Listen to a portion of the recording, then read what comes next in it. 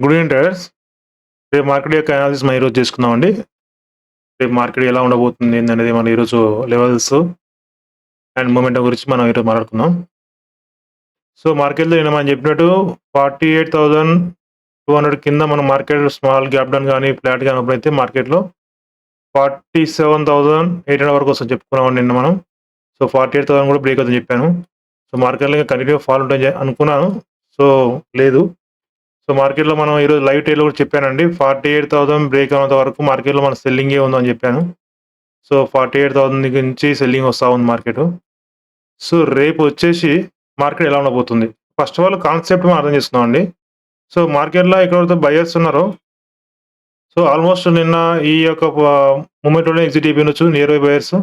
And ఈరోజు ఈ gap డౌన్‌లో కూడా మార్కెట్‌లో ఇక్కడున్న బయర్స్ ఎగ్జిట్ అయ్యి ఉంటారండి. సో ఇక్కడ మార్కెట్ ఎందుకు హోల్డ్ చేసిందంటే మార్కెట్‌లో సైకాలజీ చేంజ్ చేయనీకి అండ్ మార్కెట్‌లో ఎస్ఎల్స్ క్రియేట్ చేయడానికి మాత్రమే మార్కెట్ హోల్డ్ చేసిందండి. సో ఇప్పుడు ఏమైంది మార్కెటు అందరూ గ్యాప్ డౌన్ అయింది. మార్కెట్ పడిపోతది, పడిపోతది అందరూ సెల్ చేసుంటారు. సో ఇక్కడ సెల్ చేసుంటారు. సో ఈ సెల్లింగ్ మొత్తం ఏమైంది మార్కెట్‌లో ఎస్ఎల్స్ హిట్ అయిపోయారండి. సో ఇంకొందరు ఏం చేస్తారు మార్కెట్‌లో లో లెవెల్‌లో ఉంది. మార్కెట్ పైకెళ్ళే ఛాన్స్ ఉందని బై చేసే అవకాశం కూడా ఉంటది. ఓకే. సో రేపు మార్కెట్ ఒకవేళ మనకు అప్ సైడ్ ఉండాలి అంటే 48,200 పైన బ్రేక్‌ఔట్ గాని, లేదా మార్కెట్ 48,100 పైన బ్రేక్‌ఔట్ గాని ఇచ్చిన తర్వాతకి స్ట్రాంగ్ క్యాండిల్ పడిన తర్వాతకి మార్కెట్ 48,200 బ్రేక్ అయితేనే 5 మినిట్స్ గాని, 50 మినిట్స్ గానియండి.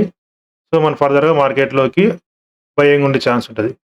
లేదు మనకు సెల్లింగే ఉండాలంటే మాత్రం ఇప్పుడు 48,000 బ్రేక్ అయిన తర్వాత కూడా మార్కెట్‌లో 48,200 బ్రేక్ కాకపోతే మళ్ళా మనం సెల్లింగ్ ప్లాన్ చేసుకోవచ్చండి. ఎందుకంటే 48,200 బ్రేక్ అయిందంటే ఇక్కడ ఎవరైతే సెల్ చేసి ఉంటారో, ఇక్కడైతే సెల్ చేసి ఉంటారో వీళ్ళందరూ పానిక్ అయ్యే సిట్యుయేషన్ ఉంటారండి. సో 48,200 బ్రేక్ అయిందంటే మార్కెట్‌లో మాక్సిమం వీళ్ళు ప్రాఫిట్ బుక్ చేసుకుంటారు. లేదా ఎగ్జిట్ అయిపోతారు. లేదా బయర్ స్ట్రాంగ్ అవుతారు. సో ఈ ఈ సినారియోలో చెప్తున్నానండి. సో 48,200 కింద వరకు వీళ్ళు ఎవరైతే సెల్ చేశారో వీళ్ళు ఎగ్జిట్ అవ్వరు. సో వీళ్ళు ఎగ్జిట్ అవ్వనంత వరకు మార్కెట్‌లో మనకు సెల్లింగ్ ప్రెషర్ ఉంటదండి. సో అప్ టు కొత్త బయర్స్ కూడా రానికి ఛాన్స్ లేదు.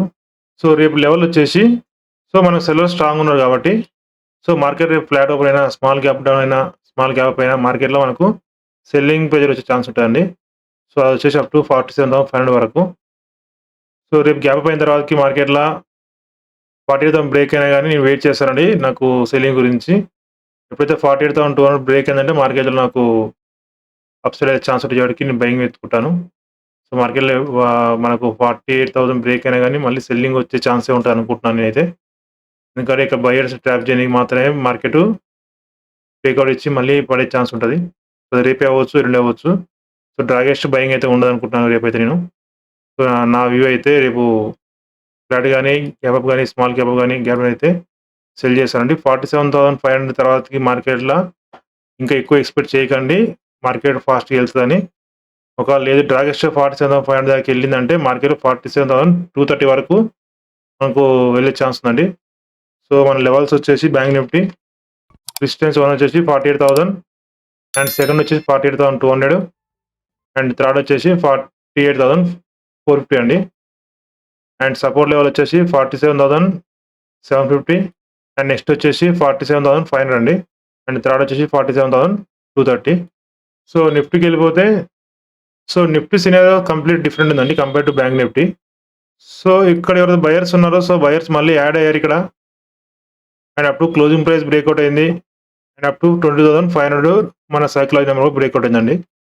సో ఈ 20,500 దగ్గర మనకి ఎప్పుడైతే మార్కెట్ వచ్చిందో ఈ నియర్ బై ఎవరు సెల్లర్స్ ఉంటారో లేకపోతే మన ఇక్కడ సెల్ చేసి ఉంటారో వాళ్ళు ట్రైలింగ్ స్టాప్‌లో పెట్టుకుంటారు కదా! సో ఇక్కడున్న వాళ్ళందరూ మాక్సిమం ఎగ్జిట్ అయ్యి ఉంటారండి. ఒకవేళ బిగ్ ప్లేయర్స్ మాత్రం మార్కెట్ ఖచ్చితంగా గ్యాప్ డౌన్ అయిన తర్వాతకి మళ్ళా ఫాలింగే ఉంటది. ఎందుకంటే జస్ట్ ఇది ట్రాప్ చేయనికి మాత్రమే అప్ సైడ్ ఎళ్ళిందని చెప్పుకోవచ్చు. ఓకే. సో ఆటోమేటిక్‌గా మనకి ఈ మూవ్‌మెంట్ చూసి ఎవరైతే బై చేసుంటారో అండ్ ఈ మూవ్‌మెంట్ చూసి ఎవరైతే నియర్ బై సెల్లర్స్ ఉంటారో ఈ సెల్లర్స్ ఎగ్జిట్ అయిన తర్వాతకి మార్కెట్‌లో మనకు మిగిలింది బయర్స్ అండి. సో ఈ బయర్స్‌ని మనం టార్గెట్ చేయాలంటే రేపు మార్కెట్ మామూలుగా ఫ్లాట్ గాని గ్యాప్ డౌన్ అయితే మనకు మార్కెట్‌లో మనకు మంచి సెల్లింగ్ ఉంటది. అదొచ్చి 20,500 అండి. అండ్ నెక్స్ట్ వచ్చేసి 20,370. లేదు మార్కెట్‌ల స్ట్రాంగ్ బయర్సే ఉన్నారు. ఈరోజు మళ్ళీ మార్కెట్ రివర్స్ అయ్యే ఛాన్సే ఉండాలనుకుంటే మాత్రం మార్కెట్ డైరెక్ట్ గ్యాప్ అప్ అయిన తర్వాతకి 20,570 బ్రేక్ అవుతేనే మార్కెట్ ఫర్దర్‌గా బయింగ్స్ ఉంటదండి. లేకపోతే జస్ట్ మన ఫ్లాట్ ఓపెన్ అయినా మార్కెట్‌లో ట్రాప్ చేసారా మళ్ళీ కింద పడే ఛాన్సే ఉంటది. సో బయింగ్ చేయాలంటే మాత్రం ఖచ్చితంగా మార్కెట్‌లో డ్రాగెస్ట్ గ్యాప్ అప్ అయిన తర్వాతకి డ్రాగెస్ట్ గ్యాప్ అప్ అయితుందంటే ఇక్కడ ఉన్న సెల్లర్స్ అందరూ ఎగ్జిట్ అయ్యే ఛాన్స్ ఉంటదండి. ప్రాఫిట్ బుక్ చేసుకుంటారు.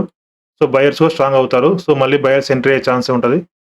సో ఆ మొమెంట్‌లో మనకు మార్కెట్ అప్ సైడ్ వెళ్ళే ఛాన్స్ ఉంటది. లేదు ఫ్లాట్ గాని గ్యాప్ డౌన్ అయిందంటే మార్కెట్‌లో మళ్ళీ మనకు పడే ఛాన్స్ ఉంటది. సో నిఫ్టీ మాత్రం కంపేర్ టు బ్యాంక్ నిఫ్టీ అంత సెల్లింగ్ ఉంటదనిపించట్లేదు. సో చూసుకొని చేసుకోండి ట్రేడింగు. సో నిఫ్టీ లెవెల్ వచ్చేసి మనకు 22,570 ఫస్ట్ రెసిస్టెన్స్ అండి. అండ్ నెక్స్ట్ వచ్చేసి 22,620 అండి. మార్కెట్‌లో డాగెస్ట్ గ్యాప్ అయితే మార్కెట్‌లో పైకెళ్ళే ఛాన్స్ ఉంటది. అది గుర్తుపెట్టుకోండి.